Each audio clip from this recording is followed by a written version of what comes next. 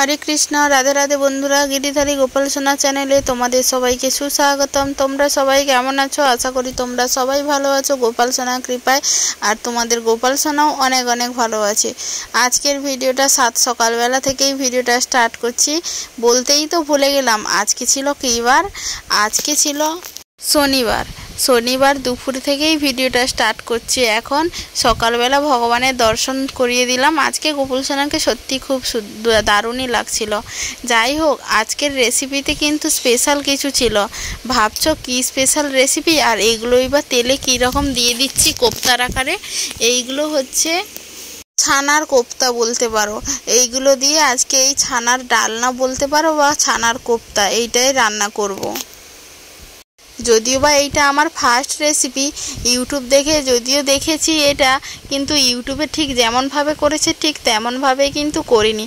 যেহেতু আমাদের বাড়িতে যখন যা উপকরণ থাকে তাই দিয়েই আমাদের সংসারের সমস্ত কিছু ম্যানেজ করতে হয়। যাই হোক, এটা নিজের রেসিপির মতোই বানিয়ে নিয়েছি। প্রথমে এই ছানার কোপ্তাগুলো আমি ভেজে নিয়েছি। তারপরে হচ্ছে আলুগুলোও তেলে একটু বেশি করে তেল দিয়ে আলুগুলোকেও একটু লাল লাল করে ভেজে নেব। তার আগে বলে দিই, ওই যে ছানার যে কোপ্তাগুলো ভাজলাম ওইটা আসলে কী কী দিয়ে তৈরি। একটু ছানা ছিল, ওই ছানাতে একটু কর্নফ্লাওয়ার মিশিয়েছি, দিয়েছি অল্প হলুদ গুঁড়ো, লঙ্কার গুঁড়ো, আর দিয়েছিলাম লবণ আর একটু টেস্ট মতো চিনি।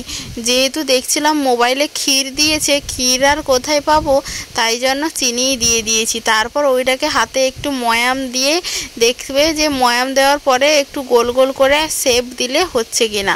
খুব কম মশলায় রান্না করব, যদিও যেহেতু আলু দিয়ে রান্না করব জুস একেবারেই রাখবো না। মশলাটা বেশি থাকলে জুসটা বা রসাটা যাই বলো গ্রেভিটা অনেকটা বেশি হতো। যেহেতু আমার মশলা কম তাই আমার গ্রেভিও কম।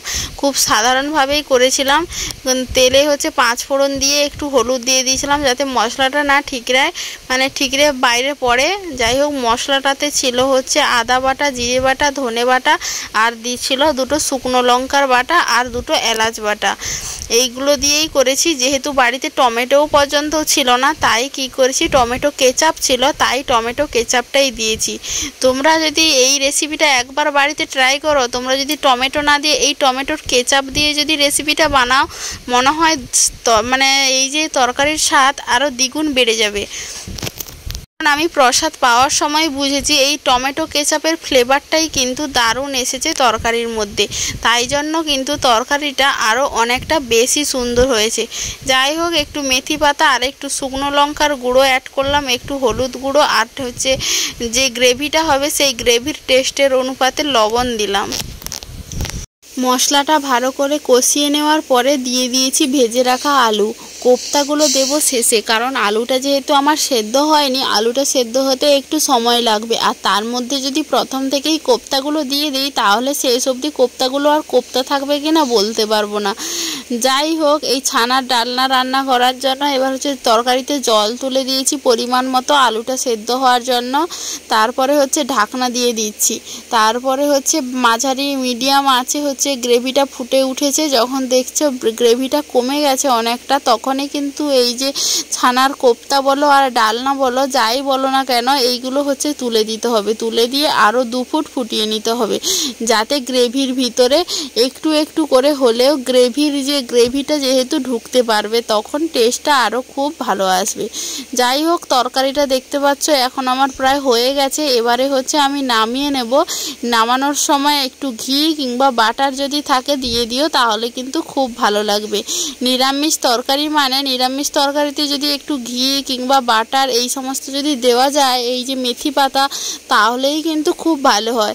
শুধু তো আর এই ডালনা দিয়ে খাওয়া হবে না, তার সাথে রান্না করতে হবে করেছি আরও অনেক কিছু। যাই হোক, বাড়িতে যেহেতু 4 জন মানুষ খেতে 4টা কোপ্তা দিয়ে এইটুকু তরকারি দিয়ে তো আর কাউকে হবে না। যেহেতু সবাই আমরা ভাত খাই একটু বেশি, গ্রামের মানুষ একটু বেশি ভাত খায়, কারণ তারা সারাদিন মাঠে ঘাটে যেখানে সেখানে খুব পরিশ্রম করে। পরিশ্রম না যদি খাওয়া হয় তাহলে পরিশ্রম করবে কিভাবে। যাই হোক, এখানে আলু আর কুঁদলি অল্প ছিল তাই একটু আলু মিশিয়ে আলু কুঁদলির ভাজাও করেছি। সাথে একটু টকও করলাম, কারণ যে গরম পড়েছে এই গরমে টক না হলে ভালো লাগবে না। গরম মানেই সবার একটু টক খেতে ইচ্ছে করে, আর হালকা পাতলা তরকারি। যাই হোক, আজকে তরকারির গ্রেভিটা একটু মোটা হয়ে গেছে। মোটা বলতে একটু তরকারির জুসটা মানে গ্রেভিটা মানে কমই হয়েছে, কিন্তু মোটা হয়েছে যেহেতু তাই রিচ বললাম। যাই হোক, এখানে হচ্ছে টক করব। কি দিয়ে টক করব জানো? আমসি দিয়ে। ভাবছো আমসিটা হয়তো কী জিনিস, কখনো হয়তো নাম শোনোনি। তোমরা হয়তো নাম শোনোনি, কিন্তু যাদের বাড়ি গ্রামে তারা অবশ্যই নামটা শুনেছে। এই যে কাঁচা আমগুলোকে কেটে হচ্ছে লবণ দিয়ে রোদে হচ্ছে শুকাতে দেওয়া হয়েছে। প্রত্যেক দিন ওই কাঁচা আমগুলোকে লবণ জল থেকে তুলে রোদে দেওয়া হতো, আর দিন শেষে ওইগুলো আবার ওই লবণ জলে তুলে দেওয়া হতো। এই রকম করে করে যেদিন লবণ জলটা শুকিয়ে যাবে লাস্ট, তখন হচ্ছে এইগুলো রেখে দেওয়া হবে। আর এইগুলো হচ্ছে সারা বছর কেন, 1 বছর 2 বছর 3 বছর, এগুলো অনেক দিনই থাকে। আর যত বেশি দিন হবে তত এর টেস্ট বাড়বে। আর এইটা হচ্ছে কাঁঠালি কলার ভাজা। ভাবছো কাঁঠালি কলার ভাজা কে খায়? কাঁঠালি কলা তো পাকা কলাই খায়, কিন্তু হয়েছে কি, কাঁঠালি কলার যে গাছটা ওটা হচ্ছে শুকিয়ে গেছে, তাই বাবা তুলে নিয়ে এসে বললো যে ভাজা করতে। যাই হোক, ভগবানকে ভোগ লাগানো হয়ে গেছে। তোমরা সবাই প্রসাদ দর্শন করো, এবং ভিডিওটাও এখানেই শেষ করব। ভিডিওটা ভালো লাগলে লাইক কমেন্ট শেয়ার করতে একদম ভুলো না। হরে কৃষ্ণ।